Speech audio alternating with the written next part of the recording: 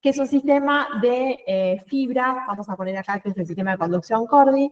Sistema de conducción Cordy es la forma o la nomenclatura en latín, que es como lo encuentran en casi todos los textos, pero el sistema cardiolector está bien, podemos decirlo de las dos maneras. Vamos a hablar entonces del sistema cardiolector. Es poquito lo que tenemos que decir porque en realidad no ofrece problemas, digamos, anatómicos o estructurales o complejos para interpretar en dónde está, porque ustedes ya conocen bien el corazón. Entonces, saber ubicar dónde están todos los elementos y eso es la idea. Ustedes, hay un error en el cuaderno del estudiante que habla de los haces internodales, que ahora yo se los voy a marcar para que les quede correcto y ustedes luego lo pueden estudiar de cualquier texto y van a ver que como que está diferente. El sistema de conducción Cordy tiene algunas partes, ¿bien? Ustedes tienen que saber. Por un lado tiene nodos, ¿bien? Y por el otro lado tiene un conjunto de haces que recibe el nombre de haz de His. Esos nodos están fundamentalmente en las aurículas. El sistema de conducción Cordy es un sistema, porque si ustedes tienen el apartado que tiene el cuaderno del estudiante, dice inervación del corazón. En realidad, el sistema de conducción Cordy es un sistema no de fibras nerviosas, sino de fibras musculares especializadas. Bien, que tienen la capacidad de autocontraerse, una fuerza de contracción y una velocidad de contracción 10 veces mayor a la del miocardio de trabajo o del miocardio común, y que está o que permite la unión entre aurículas y ventrículos. ¿Bien? Permite la unión entre las aurículas y los ventrículos, sincronizando la contractilidad del corazón. Es la que permite que primero se contraiga la aurícula derecha, luego la aurícula izquierda, luego el ventrículo derecho, luego el ventrículo izquierdo, de esa manera, como de manera secuencial y cronológica. Eso es lo que hace el sistema de conducción Cordy. Es un sistema de fibras musculares especializadas, autoexcitables, que controlan, digamos, la sincronización de la contractilidad del miocardio. En toda su distribución encontramos nodos, y dentro del nodo tenemos el primer marcapaso. Ese primer marcapaso es el nódulo que también se llama sinusal o de Cage y Flatch, y el segundo marcapaso, de que marca el paso, ¿bien?, que es el atrio ventricular, o también llamado de Achof y Tawara, ¿bien? Nosotros elegimos llamarlo sinusal y AB o atrio ventricular porque la anatomía está dejando de usar los epónimos, digamos, los nombres propios, y los llamamos directamente de acuerdo con el lugar en donde se ubica, y así es más fácil, ¿bien? Por ahí puede aparecer alguna pregunta. Ustedes acuérdense que el sinusal es el de Cage y Flatch y el atrioventricular es el de Achof-Tawara. Esos son los nodos que ahora vamos a ver en dónde se encuentran.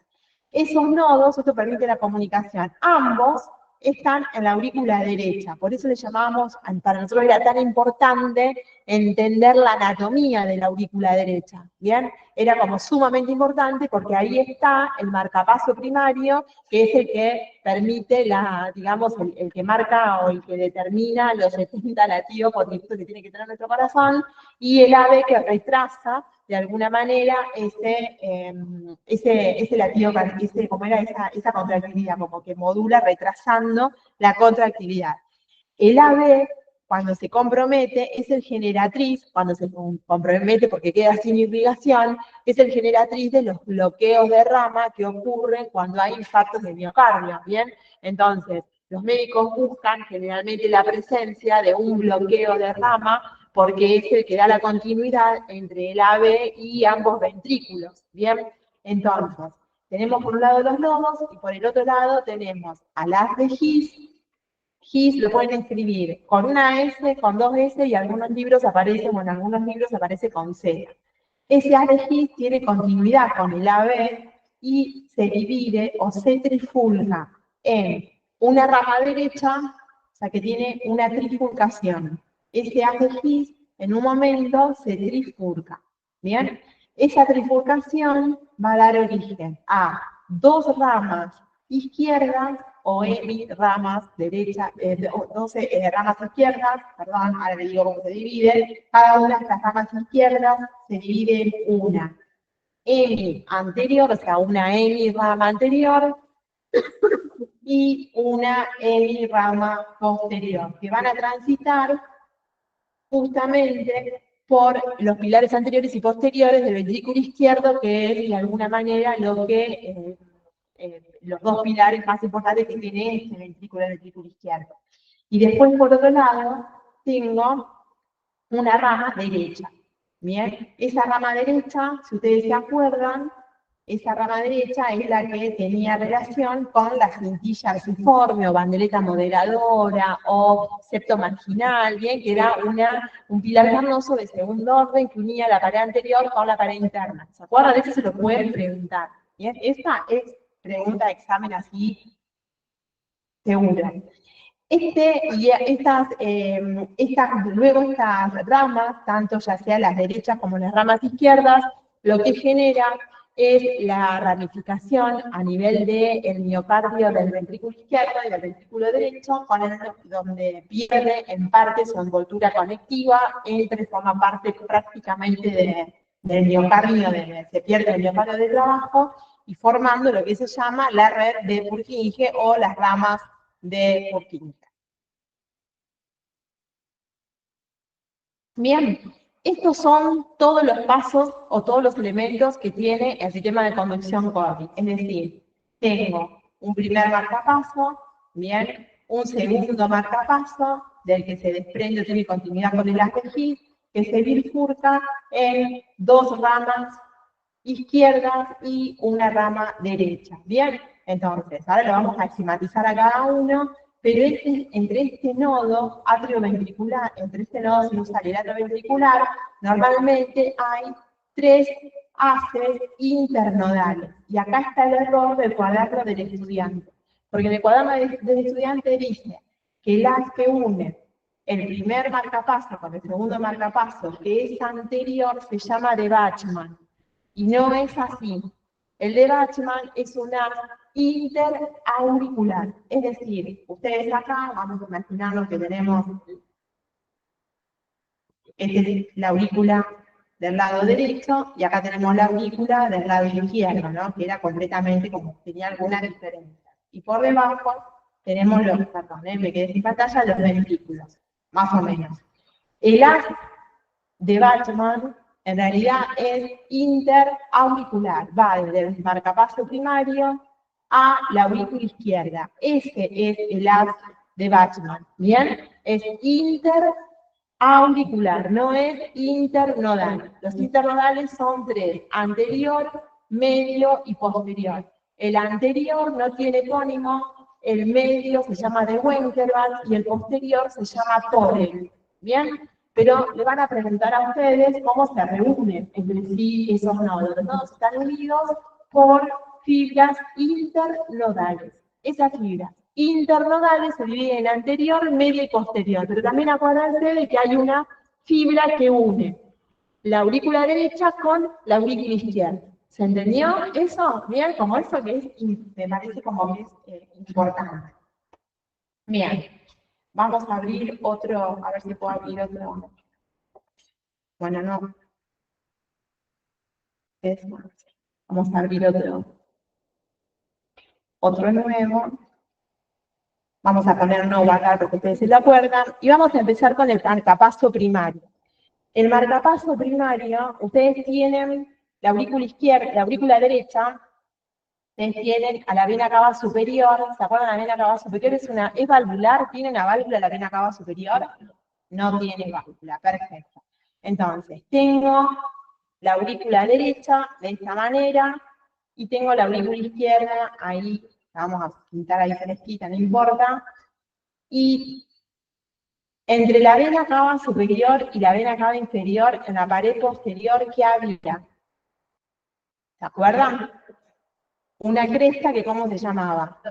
La crista terminalis de His. En esa cresta terminalis de His, en la desembocadura de la vena cava superior, se encuentra el primer nodo primario, que es un fascículo, o sea, que es un conjunto nodular que tiene forma como si fuese medio semilunar, a la raíz con forma con un uso, más que semilunar, perdón. Tiene forma como si fuese un uso, de esta manera, en la desembocadura. Así se encuentra Ahí es donde se encuentra el primer nodo o sinusal o de gauge y flat.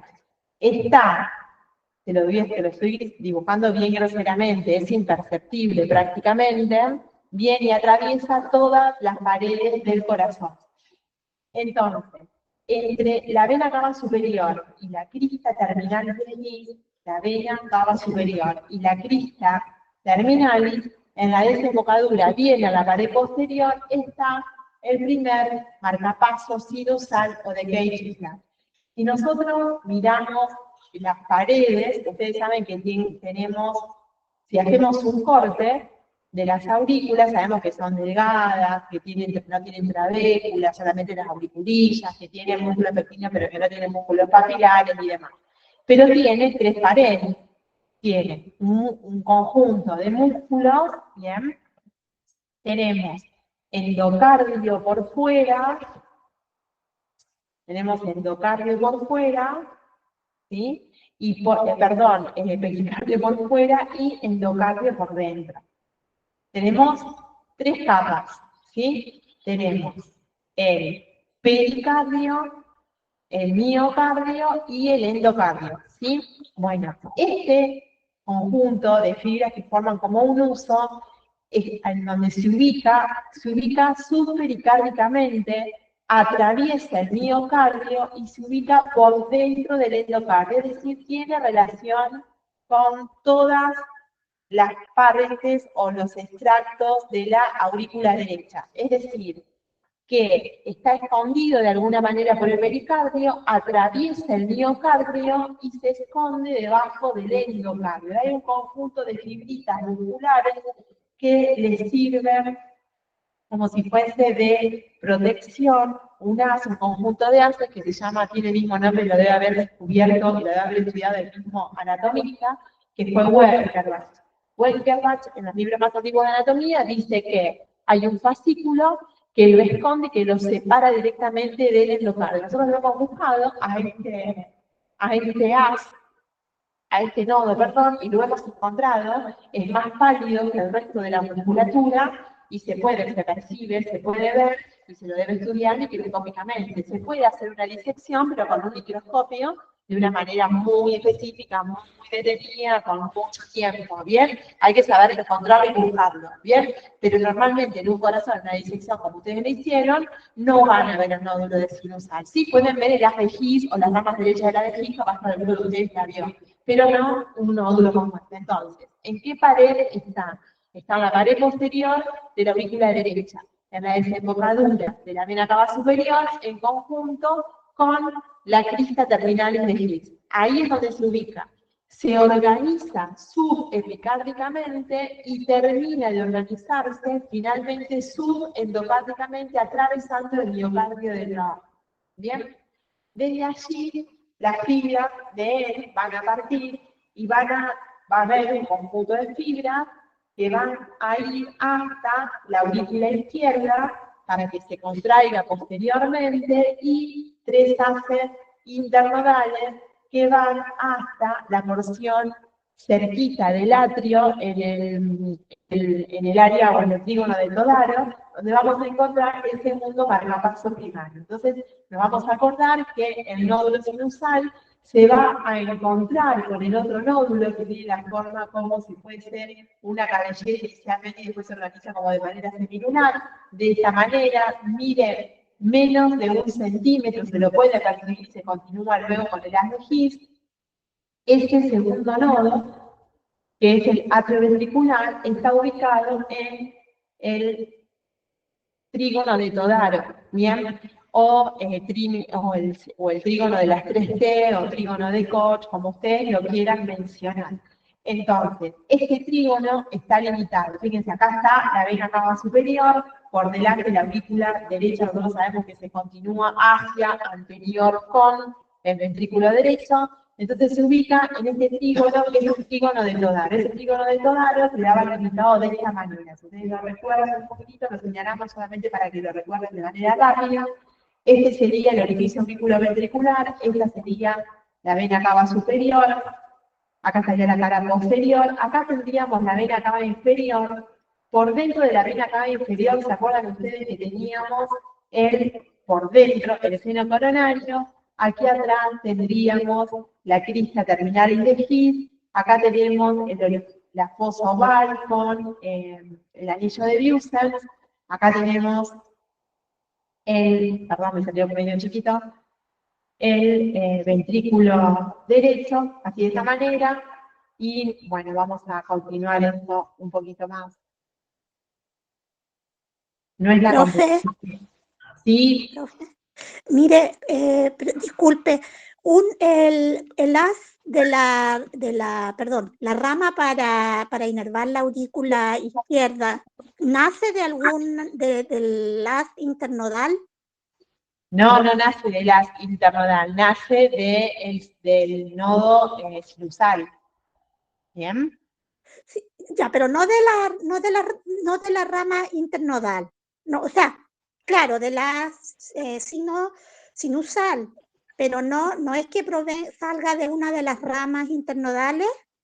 No, las ramas internodales, como su nombre lo indica, internodales van entre los nodos, va desde un nodo al otro, eso, tiene cuatro ramas, este primer nódulo. Gracias. Una interauricular, que va de una aurícula a la otra, y tres internodales, que se dividen en anterior, medio y posterior, como lo dijimos. Nada más. Eso es lo que tenés que recordar. Gracias, profe. ¿Bien? De nada. Bien, entonces, si ustedes se acuerdan un poquitito, teníamos vamos a pintarle de azul, teníamos desde el orificio de la vena cava inferior, ¿se acuerdan? Vena cava inferior, seno coronario, y Contevesius y la fosa oval, teníamos como un tendón que se formaba solo, ¿se acuerdan? Que se formaba solo ese tendón que se llamaba tendón de Todar, ¿bien? Después tenemos este margen, el margen de Tevesius, y por el otro lado, el orificio o el margen de inserción de la válvula tricúspide. Bien, entonces tenemos un límite, que es la tricúspide, otro límite, que es Tevesius, y otro límite que es el tendón de Todaro. En esa región, que está prácticamente en la unión entre la aurícula derecha y el ventrículo derecho, nos vamos a encontrar que está el nodo atrioventricular. Ahí está el nodo atrioventricular. Ese nodo atrioventricular se ubica entonces en ese trígono. Bien, ese trígono, el trígono de las 3T, está en la cara inferior-interna de la aurícula derecha. Y a partir de él van a partir el haz de His, que tiene más o menos 1,5 centímetros, mide 2 milímetros de espesor, es aplanado, blanquecino, el haz de His, y ese haz de His, digamos, transita por la parte derecha de por la parte derecha del tabique interventricular, ¿bien? Por la parte membranosa del tabique interventricular. Después, bueno, ahí tenemos el ventrículo izquierdo, más grande, y el ventrículo derecho. Perdón, ahí se me fue. Y el tabique y el ventrículo derecho, ventrículo izquierdo, ahí ya lo continúo, chicos, para darle la terminación.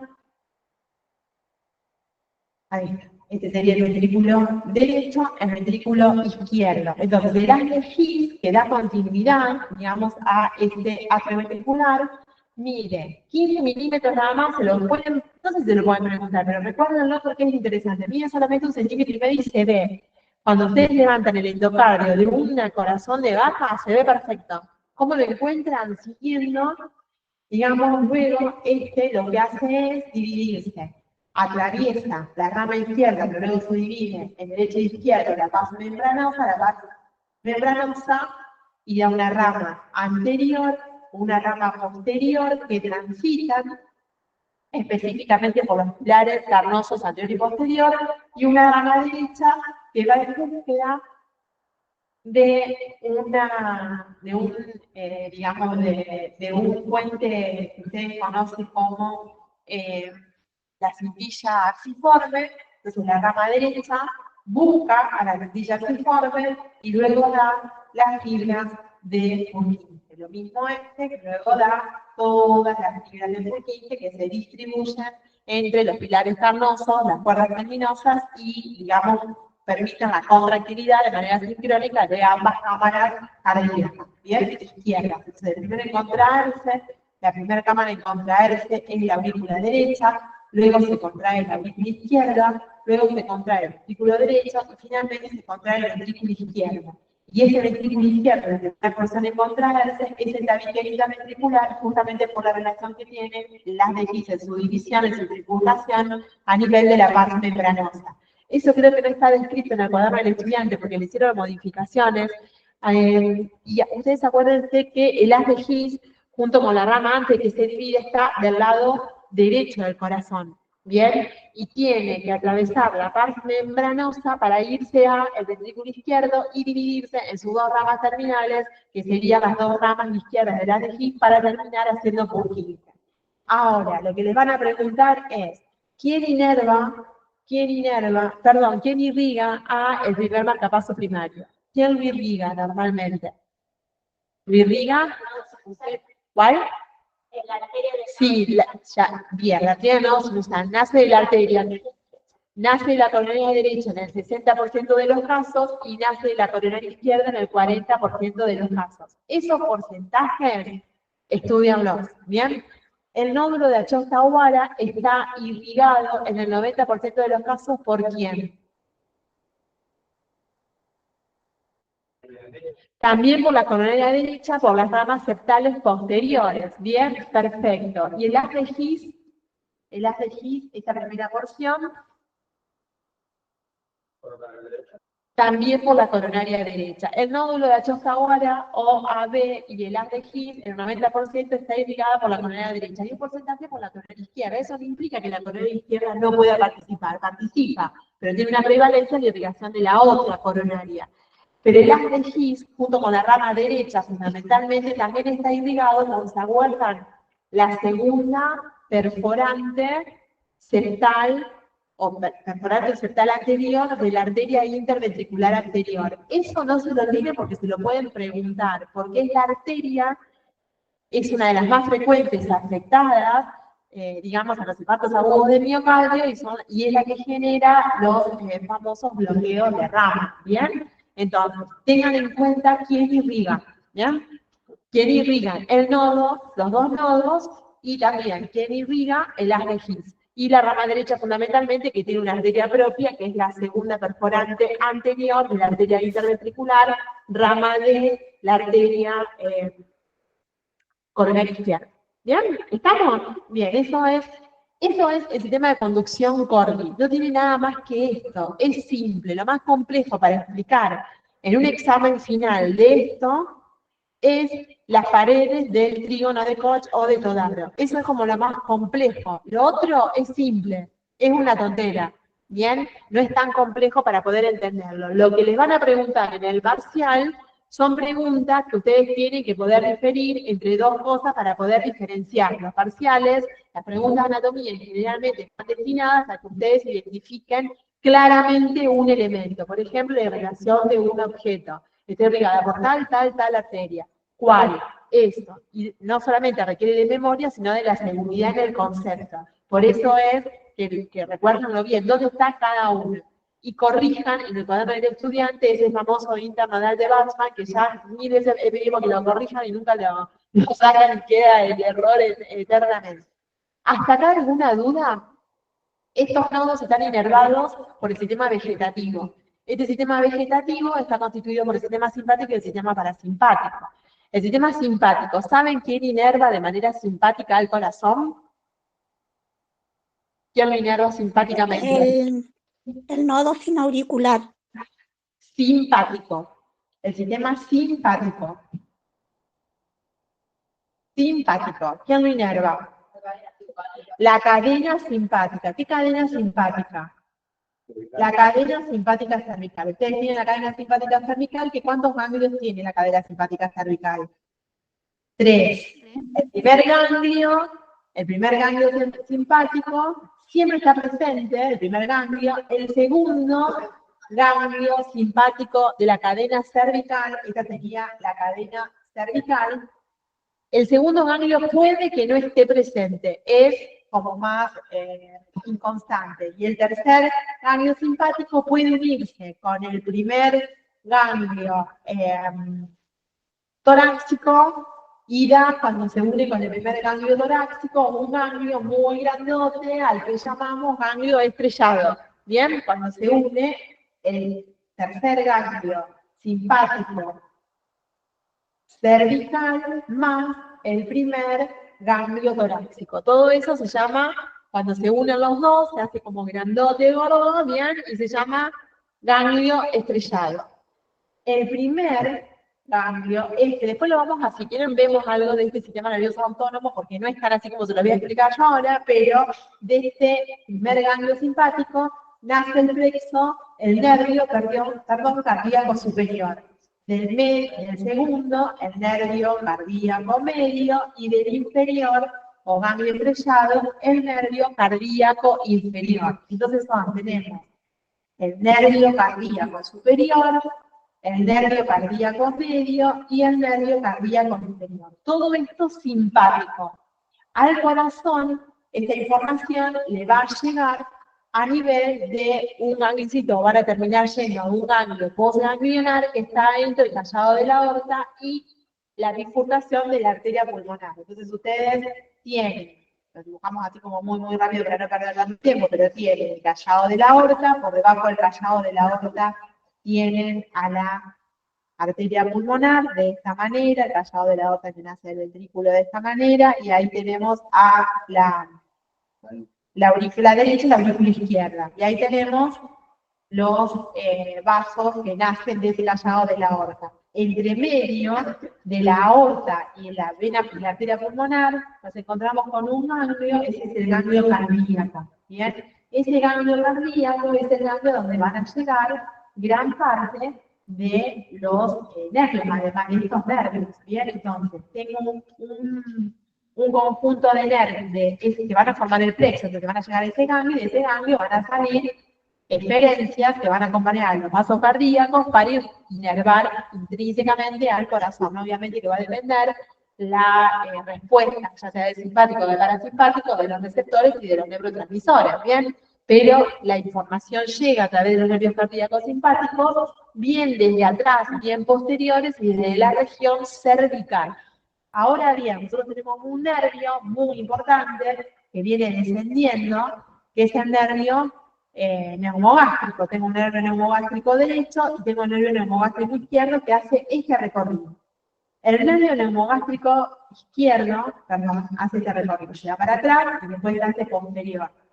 El nervio neumogástrico, o los vagos, el décimo par craneal, van a dar los ramos que se llaman parasimpáticos, que van a ir a formar parte también de este plexo. Esos parasimpáticos también se dividen en un ganglio, en un nervio parasimpático superior. Antes de esto, los nervios, ustedes van a estudiar en el próximo parcial, que hay un órgano muy importante que se llama laringe, que forma parte de la vía aérea. Esa laringe está inervada intrínsecamente en sus músculos por un nervio que se llama laringio inferior. Ese laringio inferior va a nacer de manera diferente a la derecha o a la izquierda. Y ese nervio laringio inferior da un ramo que es el cardíaco medio. Entonces tiene el vago un ramo cardíaco superior. Ese ramo cardíaco superior nace por encima del nervio recurrente o laringio inferior. Entonces van a ser este nervio, van a ser de acá, o van a ser de acá, perdón, de acá arriba, es el nervio cardíaco superior. Tengo otro nervio que nace directamente del callado, que es el cardíaco medio, o sea, de plaza que forma cada uno de los recurrentes o laringios, y hay otro nervio que nace por debajo del nacimiento del recurrente, también para llegar al corazón y terminar en ese ganglio. En definitiva, se lo dibujo acá para que se den cuenta. Ustedes tienen el vago décimo par craneal. Este vago tiene una rama que se llama laringia. superior y otro que se llama laringio inferior. Entonces tenemos un nervio, es fácil, se lo dibujo ahí y ya está. Nervio laringio superior y nervio laringio inferior. Y nervio laringio inferior. Entonces, los nervios cardíacos tienen que llegar al corazón a un ganglio X, ¿bien? Que está aquí, entre medio de la aorta y de la pulmonar. Ahí tienen que llegar. Entonces se dividen en tres. Uno de ellos nace entre el nervio laringio superior y el nervio laringio inferior. De acá nace uno de los nervios. Este nervio que está naciendo de ahí es el nervio laringio, este es el nervio cardíaco superior. Siempre hablando que esto es parasimpático, ¿no? El parasimpático es el que inerva el corazón, extrínsecamente. Y el simpático, juntos los dos, forman el plexo cardíaco. Ustedes tienen que saber de dónde nace cada nervio. Entonces, entre el origen del nervio laringio superior, que se desprende del vago, y el laringio inferior, nace el cardíaco superior. El cardíaco medio nace del laringio inferior directamente. Este es el nervio cardíaco medio. Y el cardíaco inferior nace debajo del origen del nervio laringio inferior o recurrente. Entonces ese es el nervio cardíaco inferior. Entonces tengo tres nervios cardíacos parasimpáticos, superior, medio e inferior, que se desprenden del vago y van a distribuirse para formar el plexo cardíaco. ¿Bien? ¿Estamos ahí? ¿Sí? Entonces, ese plexo cardíaco se divide en superficial o profundo, el profundo es posterior inferior, el superficial es antero superior. Y después se distribuye el plexo siguiendo las vasos coronarios. Lo que tienen que recordar, si se los preguntan en un final, es de dónde se originan los nervios cardíacos simpáticos y de dónde se originan los nervios cardíacos parasimpáticos. Acuérdense, era el vago. El vago. ¿Se acuerdan dónde tiene el núcleo parasimpático? El núcleo parasimpático del vago. ¿Dónde estaba? ¿En el tronco encefálico de qué parte específicamente? En el bulbo, bien, en el bulbo o médula oblonga. ¿Y se acuerdan cómo se llamaba? El dorsal del vago es sensitivo. El cardio gastroneumoentérico, ¿bien? También, no, el solitario es gustativos, me parece que es el dorsal, cuidado porque el dorsal lo pueden llamar al sensitivo también. Es cardio gastroneumoentérico. Si les ponen en un examen dorsal del vago y solitario, el solitario siempre es visceral y tiene que ver con el busto. ¿Bien? Tiene una parte sensitiva, el neumogástrico, que justamente también se llama dorsal del vago. Por eso su núcleo vegetativo se lo llama cardiogastroneumoentérico. ¿Bien? Pero si entre la parte sensitiva y la parte, digamos, parasimpática, si le dice el dorsal del vago también puede a lo mejor nominarse como parasimpático si no se lo menciona como cardiogastroneumoentérico. El del fascículo solitario, núcleo del fascículo solitario, es la parte que correspondería al vago, que es sensorial, para el gusto. ¿Bien? Y el músculo ambiguo, el nervio ambiguo, perdón, para la parte es que el músculo esquelética, el ambiguo. Ya lo vamos a ver más cuando veamos inervación de la laringe. ¿Bien? Pero por ahora, con que sepan bulbo, cardiogastroneumoentérico, perfecto. ¿Bien? Estamos hasta ahí, más fisiológico porque anatómicamente no se lo voy a preguntar. ¿Hasta acá alguna duda del sistema de conducción Cordy y de plexos cardíacos? ¿No? ¿Les quedó más o menos claro? Es simple. Bueno, estudien entonces irrigación del sistema de conducción Cordy y dónde se ubican cada elemento. Es fundamental. ¿Bien? Vamos ahora a músculos respiratorios. No vamos a ver toda la totalidad, pero me interesa señalarle algunas cosas importantes. Hay una clase, las clases están muy buenas, que están en el campus, así que no... y hay algunas que tienen los chicos de anatomía por esquemas de otros años. Pero me interesa que ustedes recuerden algunas cosas para repasar para el parcial. Es como tips para el parcial lo que vamos a ver. Bien, no vamos a desarrollarlo todo porque si no estamos hasta mañana con el músculo respiratorio, porque son un montón. Los músculos respiratorios se dividen en inspiratorios y en expiratorios dependiendo su acción sobre la caja torácica.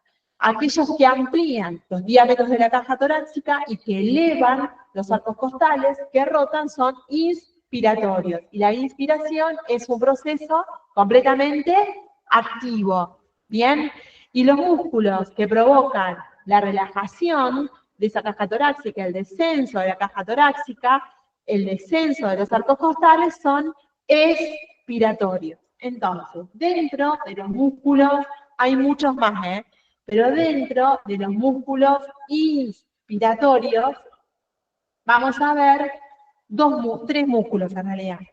Hay muchos más que se lo pueden preguntar en fisiología. En anatomía, lo que más les van a preguntar son los músculos intercostales, el intercostal lateral o externo, que es un músculo inspiratorio, el músculo intercostal medio o interno, que es inspiratorio. Y fundamentalmente el más importante, que se lo van a preguntar toda la vida, es el diafragma. El diafragma es la pared móvil de la caja torácica, es un músculo inspiratorio por excelencia, aumenta todos los diámetros de la caja torácica, es un músculo que no tiene propiocepción, nosotros no sabemos el estado de contracción y de relajación, no sentimos cuando se contrae, pero sí lo podemos contraer, digamos, podemos movilizar nuestra caja torácica, digamos, a través de la voluntad. Ustedes le van a pedir a un paciente respire profundo, inspire, detenga la inspiración, el paciente lo va a poder hacer, pero no tiene propiocepción, no tiene la que nosotros no sabemos cómo se contraen, como nosotros como hacemos con el bíceps braquial, por ejemplo. ¿Bien? Entonces, el diafragma es sumamente importante, lo vamos a ver bien. Y dentro de los músculos a los que llamamos expiratorios, vamos a ver a uno solamente, que es el músculo intercostal íntimo. Antes, a los músculos intercostales los llamábamos externos, medios e internos. Y ahora al intercostal lateral, al externo lo llamamos lateral, al medio lo llamamos interno y íntimo, al que antes llamábamos íntimo. ¿Bien? Entonces, lo pueden encontrar como lateral, medio o interno. O como lateral, interno e íntimo. Bien, es lo mismo. Cuando le dicen íntimo, están hablando del interno. Pero aparte tengan en cuenta, más que nada, la disposición que tiene el espacio intercostal y el tipo de fibras que tiene, cómo se distribuyen sus fibras entre el espacio intercostal. Después, dentro de los inspiratorios están los escalenos, los pectorales, los serratos, todos los músculos erectores o extensores de la columna vertebral que la rectifican, y al rectificarla aumentan el diámetro vertical del tórax, por lo tanto, de alguna manera se consideran inspiradores, y los músculos también de la pared del abdomen, que también son inspiradores al final, en la inspiración forzada, porque sostienen de alguna manera como que contienen, digamos, permiten, digamos, que el diafragma pise sobre ella y de una manera indirecta. Es como que son sinérgicos, pero en la respiración forzada, ¿bien? Y después tienen los músculos, a los que llamamos expiratorios, que son los intercostales, y hay otros donde también participa la cincha abdominal, que también es expiratoria, porque si bien es sinérgica con los inspiratorios, son músculos específicamente expiratorios, porque su contracción provoca la exhalación y la eliminación de gases. Eso hay clases tan lindas y también tienen un lindo digamos, apuntecito en el cuaderno del estudiante, que con eso les va a alcanzar y les va a resobrar. Vamos a ver lo que tienen que recordar de cada uno, más o menos, para tener en cuenta qué es lo que tienen que saber. Vamos a empezar con los músculos que son intercostales. Para entender, yo voy a sacar un cachito, así lo vamos a achicar un poquito ahí, lo vamos a dejar ahí, y vamos a hablar de los músculos intercostales. Los músculos intercostales decimos que lo vamos a dividir en tres. Entonces, vamos a tener el intercostal, al que llamamos externo, o también dijimos que se llamaba lateral. Tenemos otro intercostal, que es el intercostal medial, o también llamado interno. Y tenemos el último intercostal, que es el intercostal íntimo, o también llamado interno. Cuando llamamos íntimo a este lo llamamos medial. ¿Se acuerdan? Que es un problema anatómico porque la anatomía, los anatomistas escriben cualquiera.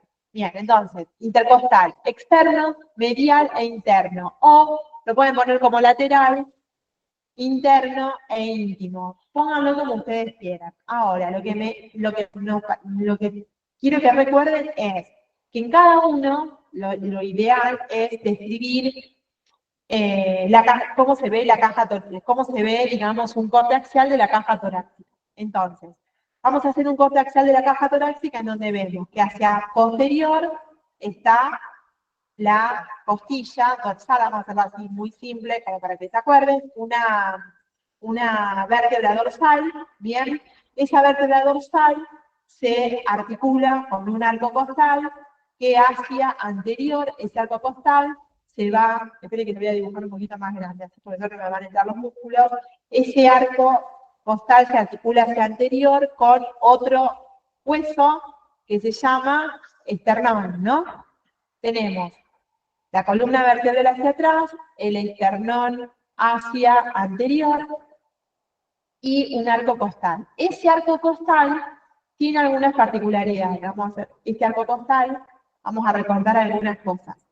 El arco costal tiene un ángulo hacia atrás, un ángulo posterior, tiene un ángulo posterior y tiene unido, antes que se una al esternón, tiene una articulación que se llama costocondral porque se une el arco costal específicamente con un cartílago costal que lo une al esternón. Las 7 costillas primeras tienen un carpo costal que lo une directamente al esternón y después las otras, que son inferiores a ella, son asternales y se van a terminar articulando de manera diferente, que son las costillas falsas o las costillas, inclusive dentro de las falsas, las flotantes. Entonces, cada arco costal tiene entonces una porción prácticamente transversal y descendente hasta que forma un ángulo donde cambia de dirección y antes de terminar en el esternón, articulándose en el esternón, hay una articulación que es la articulación costocostal o condrocostal. Entonces, esta articulación es la articulación condrocostal, porque une el cartílago costal con el arco costal. Y esta articulación que une la costilla con el cuerpo vertebral y la costilla con la apófisis transversa se llama costo vertebral o articulación costo transversa. Esta articulación costo transversa, este ángulo y esta articulación costocondral la tenemos que tener en cuenta para definir en qué lugar o por dónde transitan los músculos intercostales. Eso por un lado. Por el otro lado, tenemos que cada espacio intercostal está limitado hacia arriba por una costilla que tiene un borde superior, una cara interna, una cara externa y un borde inferior por un canal subcostal. En ese canal subcostal hay un paquete vascular y nervioso que está dado por la vena, por la arteria y por el nervio intercostal. ¿Bien? Y debajo hay otro arco costal exactamente igual. Entonces tenemos una vena, acuérdense la venotecnia de Van, en este espacio intercostal, ¿ven? Van. Vena, arteria, nervio. Los músculos están interpuestos entre estos elementos. Entonces hay 3 músculos, ¿bien? Que van a estar de manera diferente en distintos lugares del espacio intercostal y que se ubican también de manera diferente. Si nosotros entonces los espacios intercostales quedan limitados entre una costilla superior, una costilla inferior y la costilla, ya sea la superior y la inferior, el subborde inferior o subcostal, tiene un canal para el paso del paquete vasculonervioso intercostal. Fundamental. No se le olviden a eso, que es muy importante. Bien, otra cosa que tengo que decir, cada arco costal, ustedes tienen acá adelante el esternón, ¿no? Vamos a hacer como un súper, muy simple, ¿no? Pero es porque les tengo que explicar algo bien importante. Tiene una costilla que está descrita de esta manera, así la costilla va a llegar hasta el esternón en algún punto y por debajo hay otra costilla, ¿no? Y los músculos intercostales lo que hacen es, de alguna manera, los músculos intercostales lo que hacen es distribuirse entre estas costillas, dibujadas de esta manera. Entonces, acá ves corte, corrección de la costilla, epa, ¿se hicieron mal? No, no, bueno, menos mal. Bien, entonces, vamos a empezar con el músculo intercostal interno. El músculo intercostal interno comienza a insertarse en el borde inferior de la costilla supradyacente y en el borde superior de la costilla interyacente, desde la articulación costo-transversa hasta aproximadamente 3 o 4 centímetros por detrás del esternón.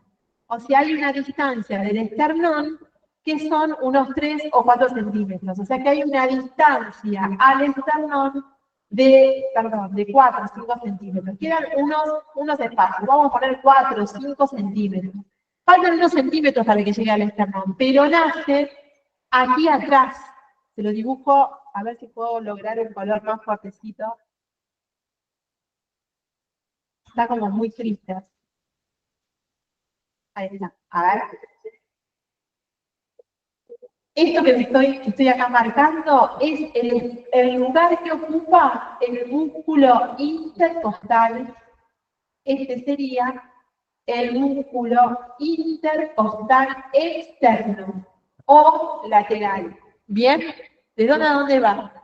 Desde la articulación costo-transversa hasta 4 centímetros por detrás del esternón en la extremidad anterior de cada espacio intercostal. ¿Bien? Y la forma, la dirección que tienen los músculos es de esta manera. Se orientan desde arriba hacia abajo y desde atrás hacia adelante. Esa es la orientación que tiene el espacio intercostal. Entonces, cuando se contrae el músculo, lo que hace es elevar la costilla intraadyacente. Por eso es inspirador. Es inspirador por la dirección de sus fibras, orientado hacia abajo, hacia adelante. Desde arriba hacia abajo y desde atrás hacia adelante. ¿Estamos? El medio es un músculo que nace desde una línea que se llama línea axilar anterior. Más o menos aquí está la axila. Entonces tengo una línea axilar anterior, una línea axilar media y una línea axilar posterior. Vamos a ponerla acá para tenerla de referencia. Línea axilar anterior, línea axilar media, línea axilar posterior. Las líneas axilares marcan los límites, el límite anterior de la axila, el límite posterior de la axila y un límite medio.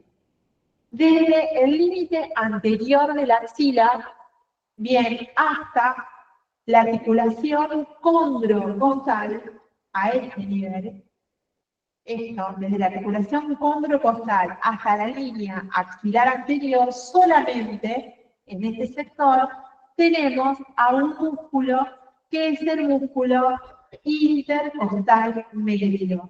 Ese es el músculo intercostal medio. Ese músculo intercostal medio se orienta entonces entre la articulación costo-condral y la articulación, y la línea axilar anterior. Tiene un pequeño, breve recorrido, muy pequeño. ¿Bien? ¿Estamos? Ese recorrido breve que está orientado de tal manera que también contribuye a ser un músculo inspirador. Este músculo le puso los mismos colores para que se den cuenta. Está orientado desde arriba hacia abajo y desde adelante hacia atrás, interpretándose con las fibras del intercostal externo. Como se interdigita con las fibras del intercostal externo, forma lo que se llama el deltoides costal.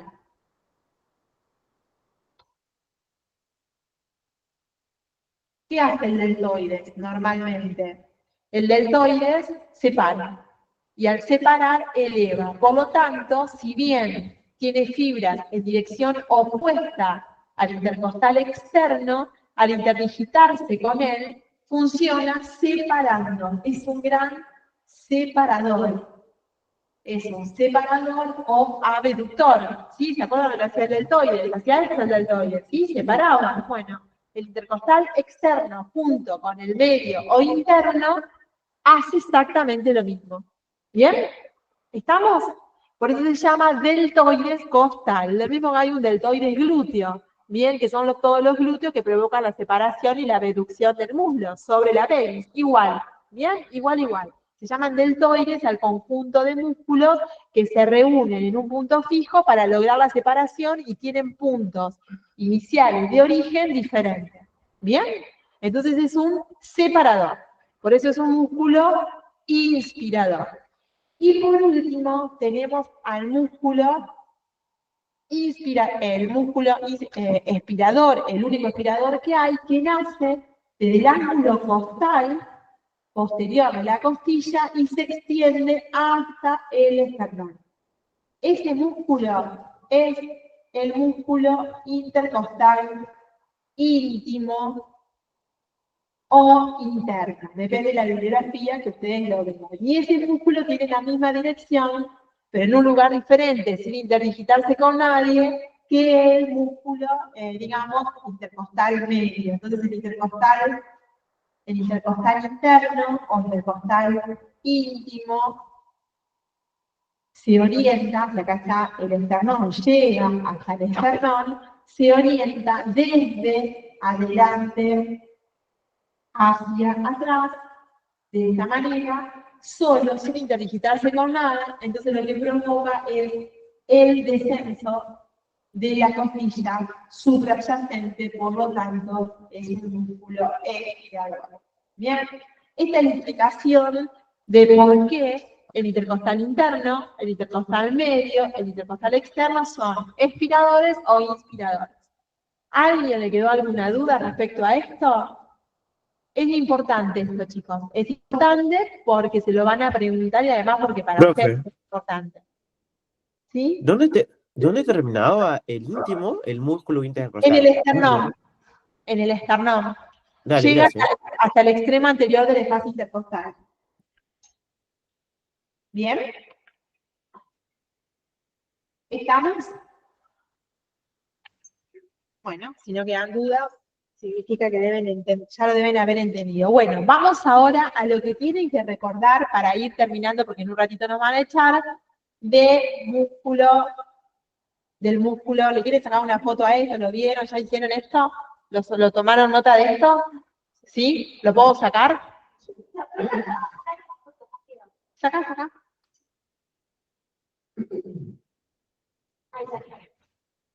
Bueno, listo, porque no sé, no me lo permite abrir, tengo miedo de hacer lío y vamos a abrir uno nuevo, no guarda.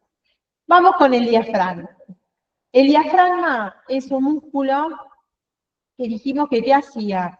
Era un músculo que era la pared de la caja torácica, o sea, tengo la caja torácica de esta manera, bien, hacia arriba tengo el opérculo torácico, bien, hacia abajo tengo el reborde inferior del tórax, perdón, sería el reborde inferior del tórax, que se acuerdan que tiene como esta forma, bien, y este músculo lo que hace es ubicarse de esta manera, formando una cúpula, que es la cúpula diafragmática, que se fija en diferentes lugares que ahora vamos a ver, y que es la pared móvil, o sea, el reborde inferior del tórax está por debajo, digamos, de la parte superior que él representa.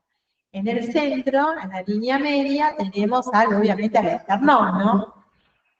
Tiene forma como de una cúpula más alta en la parte derecha, más baja y más deprimida en la parte izquierda. En reposo, esta parte superior llega hasta el cuarto espacio intercostal, y esta porción depresiva, que está cóncava, que está deprimida, llega al quinto espacio intercostal y se corresponde con el corazón. Acá tenemos a la silueta cardíaca, que se apoya sobre, digamos, esa parte de cleaver, digamos, que tiene la cúpula diafragmática, y por debajo tenemos a una gran víscera, que ustedes la estudiaron mucho el año pasado, que es el hígado. Bien, entonces, el diafragma es un músculo que forma una pared móvil del tórax, es un músculo inspirador por excelencia que eleva, rota y amplía todos los diámetros de la caja torácica. Hacia arriba se relaciona con los pulmones y con las pleuras, y por lo tanto también se relaciona con el pericardio y el corazón. Y por debajo está tapizado prácticamente, completamente, por el peritoneo, del que se emergen distintos ligamentos que van a ir a los órganos para poder sostenerlos. ¿Se acuerdan de eso que era importante que lo veíamos? Bien, entonces tenemos este músculo, que es el diafragma, tiene porciones en su inserción.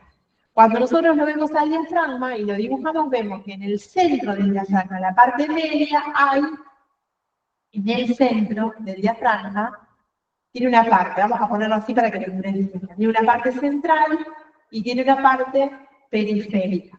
La parte periférica es la que tiene las inserciones musculares, ¿sí? Estas inserciones musculares se realizan en todo el marco óseo de la caja torácica. ¿Bien? Entonces, tiene inserciones musculares vertebrales, tiene inserciones musculares costales y externales. ¿Bien? Y la central está constituida solo por tendones y forman una estructura anatómica que recibe el nombre de centro frénico.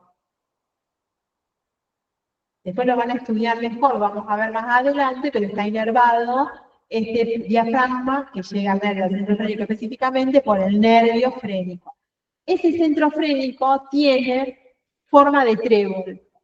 Ese trébol tiene un folíolo o una hoja anterior, un folíolo y una hoja izquierda, y un folíolo y una hoja derecha, bien grandota. ¿Bien? Entonces tiene un folíolo anterior, un folíolo derecho y un folíolo izquierdo. ¿Bien? El centro se dice que el diafragma es un conjunto de músculos digástricos. ¿Por qué? Porque tiene un grupo de músculos que nace de la parte periférica, X, ¿bien? Por ejemplo, y se va a dar un tendón de esta manera y se va a continuar con otro cuerpo muscular. Se tiene como que estuviera formado por múltiples músculos digástricos cuyos tendones intermedios forman este centro frénico. Yo acá les dibujé un folíolo anterior, un folíolo izquierdo y un folíolo derecho. ¿Cuál es el de mayor tamaño? El derecho. Este es el que tiene mayor tamaño. El que tiene menor tamaño es el izquierdo y el tamaño intermedio es el anterior.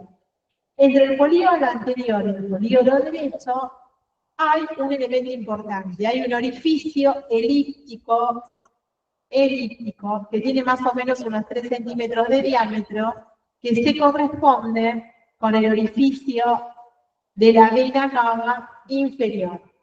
El orificio de la vena cava inferior está en el centro frénico. ¿A qué nivel del centro frénico? Está este orificio a nivel de la octava vértebra dorsal. Pregunta de examen siempre. La vena cava inferior asciende atravesando el diafragma a nivel de la octava vértebra dorsal para terminar en la cara inferior de la aurícula derecha, que ustedes ya recontra conocen. En todo esto hay un conjunto de cintillas o de cintillas que forman las cintillas semicirculares.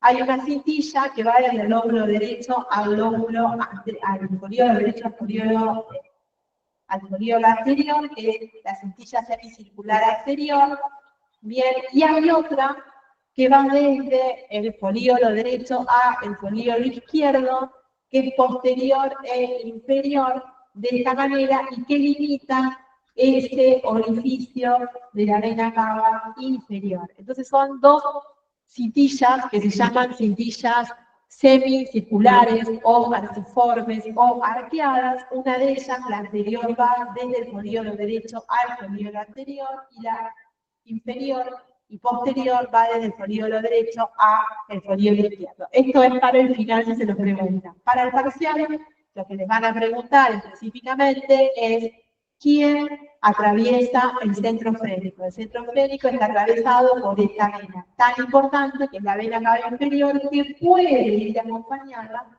de un nerviecito de alguna rama. Yo le pongo solamente uno solo, y una arteria y una vena, que es el nervio frénico. Puede estar acompañada por el nervio frénico y el paquete vascular y nervioso diafragmático superior. Le voy a poner el nervio frénico acá para que no se me olvide, ¿bien? El nervio frénico puede terminar dando ramitas, inerva el nervio frénico al músculo diafragma junto con los 6 últimos nervios intercostales, pero ese nervio frénico tiene la particularidad de estar acompañado por los vasos diafragmáticos superiores. Por eso lo encontramos en la disección rápido, porque buscamos los vasos diafragmáticos superiores, que encontramos al frénico y no rompemos el frénico, que está en medio de muchos tejidos celulares y es complejo. Entonces, del centro frénico del diafragma, ustedes se van a acordar que es el centro frénico, ese centro frénico es el que se apoya sobre las vísceras abdominales para lograr el punto fijo, que se contraiga toda la masa muscular periférica a él, para que se pueda elevar los arcos costales. Entiéndose, así el centro frénico que se pueda apoyar sobre vísceras que estén a presión hidrostática importante dentro de una cavidad abdominal, a presión intraabdominal suficiente para sostenerlas, bien, sin eso no podría funcionar correctamente el diafragma. Entonces el centro frénico es importante porque es el punto fijo que utiliza el diafragma para lograr la contracción de los músculos, digamos, de la masa carnosa o de muscular periférica. Lo que más tiene que recordar es esto, que es atravesado a nivel de la octava vértebra dorsal por la vena cava inferior. Eso como así lo remarcan, se lo aprenden de memoria, no se lo olvidan, y de acá en adelante nunca más. Vamos ahora a la parte muscular, que es lo que también le van a preguntar para ir un poco terminando, porque van a venir a ocupar el central. Hasta acá, ¿alguna duda? ¿Quieren que le deje este dibujo para hacer una foto o algo? De la foto. De ahora, lo que nos queda del diafragma es cómo es que este bendito músculo se inserta en las costillas, en la columna vertebral y en el esternón. Y eso es lo que le van a preguntar y quiénes atraviesan esos elementos. Y cerramos y después lo vemos. Si tienen alguna duda, me la preguntan. La semana que viene vemos vías aéreas superiores, así vamos acompañando el cursado de trabajo. ¿Bien? ¿Dudas de acá? ¿No? Bien.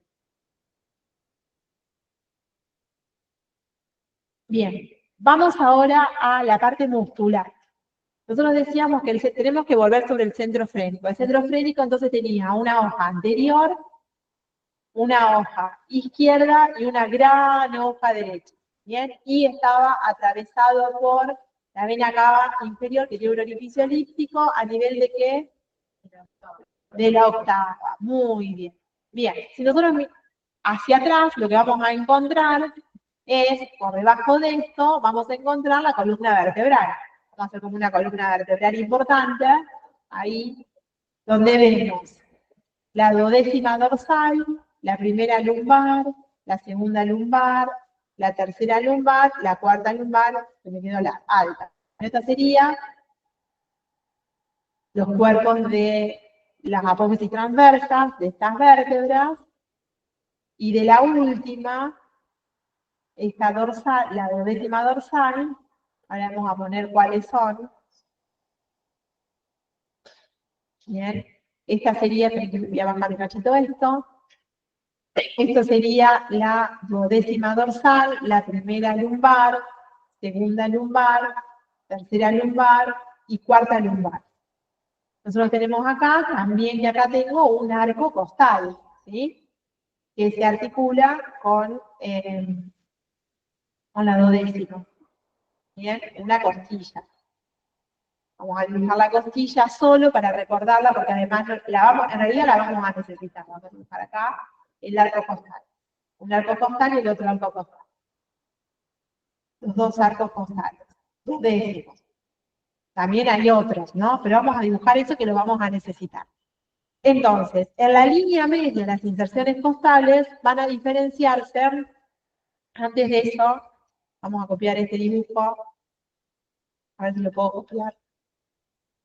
Copiar. Y a ver si lo puedo pegar. Editar, pegar. Ahí. Ahí. Lo vamos a hacer un poquito. Ahí. ¿Se acuerdan cuál era el músculo que se ubicaba desde, acá tenemos la quinta, ay, qué tonta, perdón, ahí está. Tenemos la quinta lumbar y acá tenemos la cresta ilíaca, ¿no? La cresta ilíaca del hueso coxal que tanto estudiamos en sexualidad, género y reproducción. Entre la cresta ilíaca, la última costilla y el vértice de las apófisis transversas, ¿qué músculo hay acá? ¿Qué músculo hay acá? No me hagan ensartar. No. Entre la última costilla, el cuadrado lumbar. Claro, el cuadrado lumbar. Ahí está, muy bien. Y lo que ustedes dicen que estaba bien, que correspondería al psoas, el psoas nace de las apófisis transversales de los cuerpos vertebrales y ocupa este espacio. Acá está el psoas. El psoas está por dentro, acá. Donde les estoy dibujando esto, que lo estoy arruinando el dibujo porque estoy dibujando arriba. Bueno, ese es el psoas. Bien, uy. Ese es el psoas. Bien, entonces el psoas está pegado prácticamente a la columna vertebral y por fuera el cuadrado lumbar. Bueno, eso lo vamos a necesitar y por eso se lo digo. Bien, vamos con las inserciones vertebrales. Esto tomen nota, lo tienen en el cuaderno del estudiante, pero por las dudas tenganlo en cuenta que es importante. Bien, nosotros tenemos que a nivel de la primera vértebra lumbar, de la segunda vértebra lumbar, de la tercera vértebra lumbar y de la cuarta vértebra lumbar van a ser el pilar carnoso principal derecho del diafragma. Las inserciones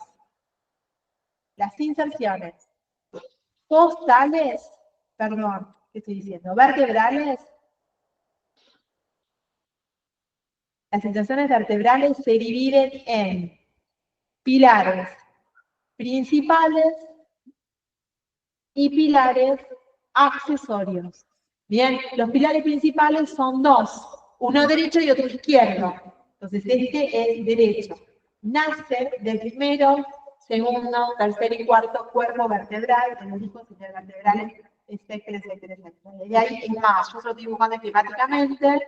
Bien, hace un giro a nivel de la décima vértebra dorsal, formando una bufanda, de alguna manera, que contiene a un órgano a nivel de la décima, que es el esófago. Muy bien, el esófago. Entonces, el pilar derecho que se inserta en 1, 2, 3, 4, asciende, forma una bufanda alrededor del esófago a nivel de la décima vértebra dorsal. Tengo el esófago.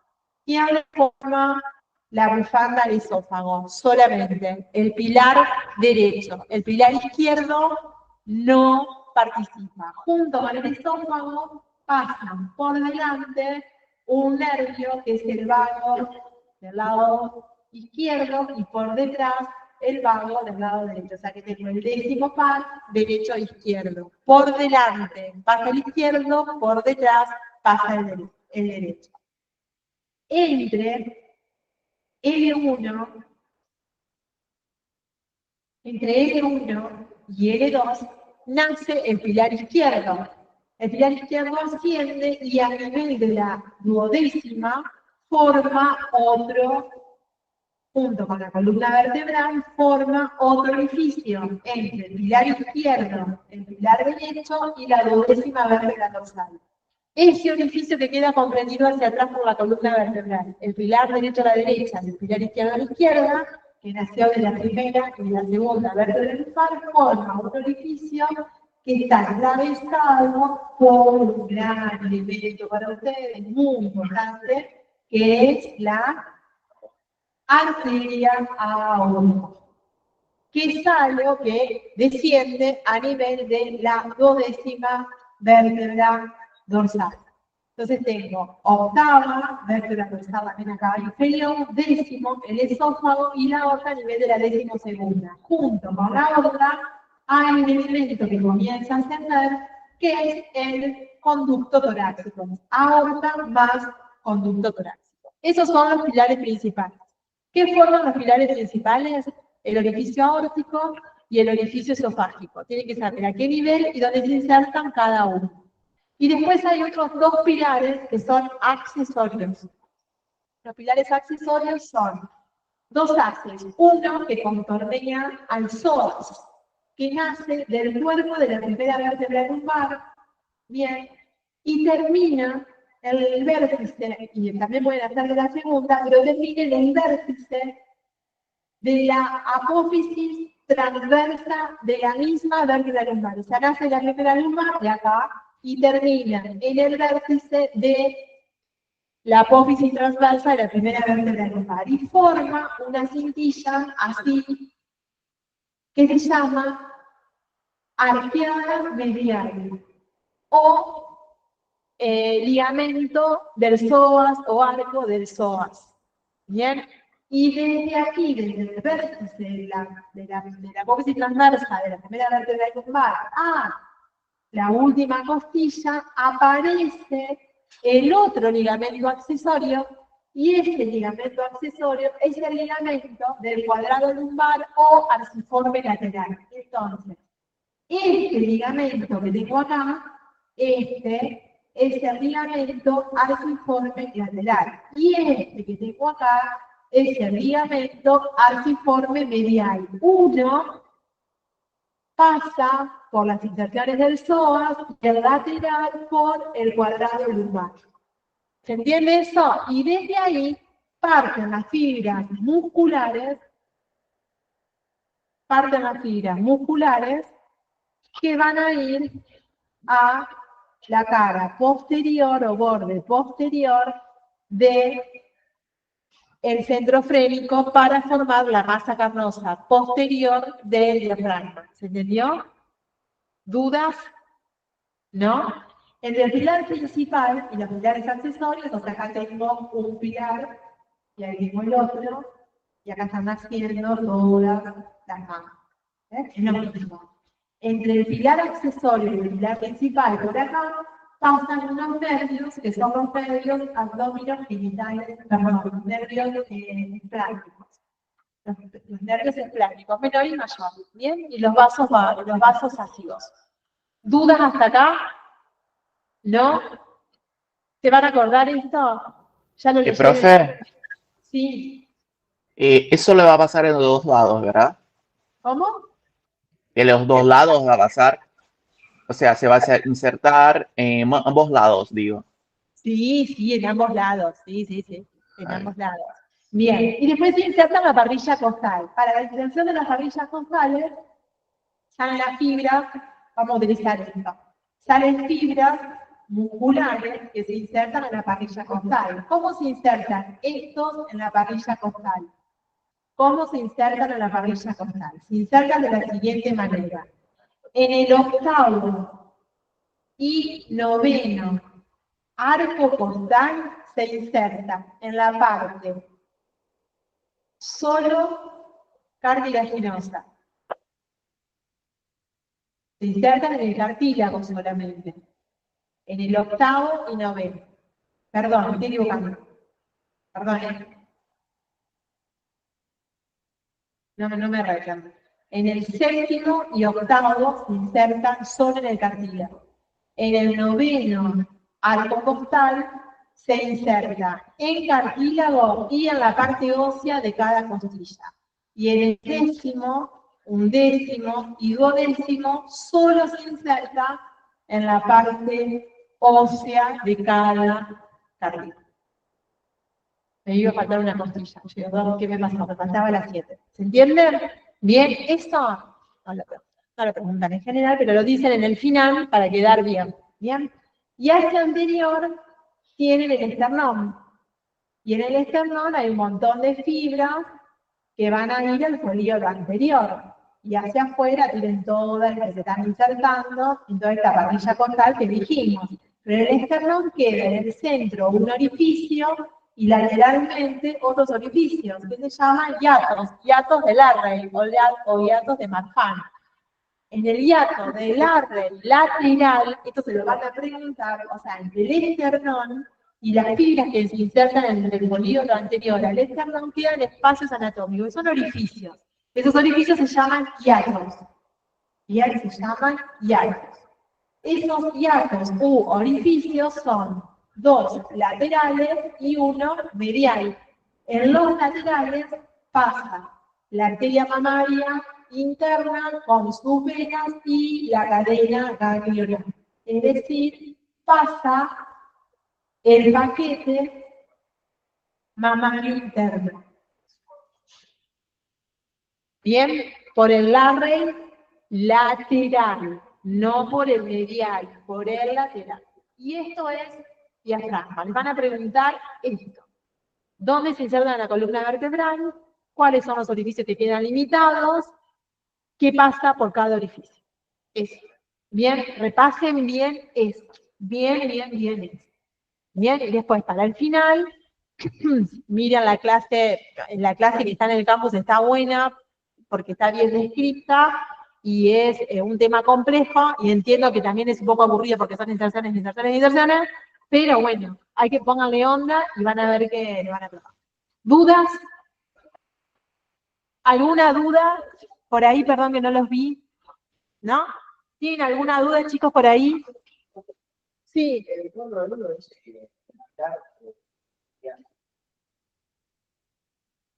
¿El izquierdo? En L1, L2. L1, 2, 3, 4. L1, 2, 3, 4. Bien, me parece que dice el 4. Los 4 primeros. Si te dice 1, 2, 3, está bien. Si te dice 1, 2, 3, 4, también está bien. Si te dice 1, 2, es el izquierdo. 3, 4. Los primeros 4. ¿Bien? ¿Alguna otra duda, chicos? ¿Alguna otra duda? ¿No? ¿No? Bueno.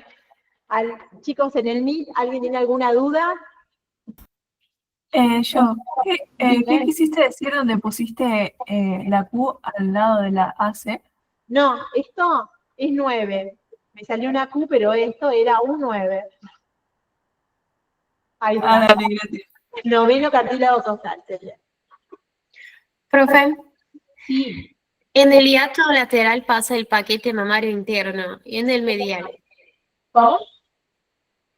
Vos dijiste que en el hiato lateral pasa el paquete mamario interno. Sí. En el hiato medial, ¿qué pasa? Nada por el medial. No pasa nada por el medial. Éxitos a todos. Rindan Bueno, 9, sáquense un 10, después me cuentan. Gracias, profe. Chao. Nada. ¿Alguna otra duda más en el Meet?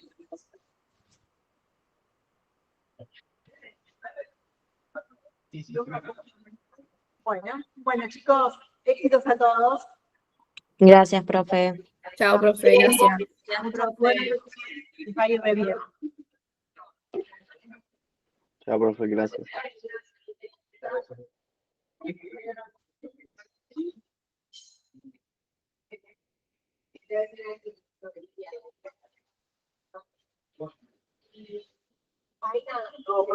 Nos vemos, chicos. Éxitos mañana. Mañana rinden, ¿no?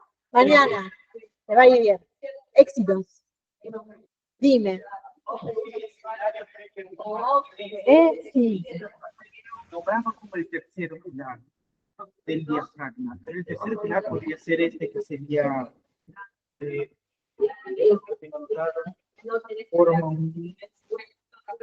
tercer pilar que nombró él sería la apófisis transversa del L1 hasta el vértice de la 12ª costilla. Claro, ese sería el ligamento arciforme. Sí, entonces puede ser tercer pilar. Pero es un ligamento, porque parte fibras. Oh, ¿cómo estás? Es un ligamento. Y ahí pasa el ligamento. Sería el video de concentración externa, el final está mal. Dice, la relación diafragmática muestra como que la dorsal izquierda.